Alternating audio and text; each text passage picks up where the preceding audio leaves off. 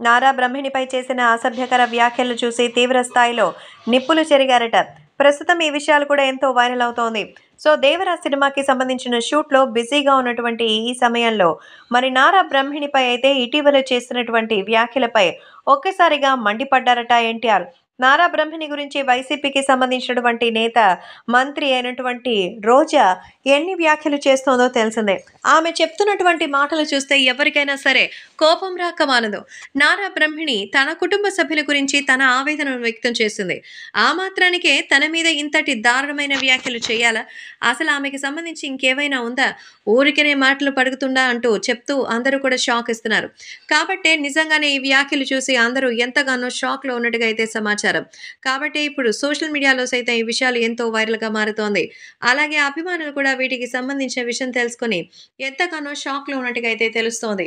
So ప్రేక్షకులు కూడా వీటికి సంబంధించిన పలు విషయాలు తెలుసుకొని అందరూ కూడా ఎంతగానో షాక్‌లో ఉన్నట్టుగా సమాచారం.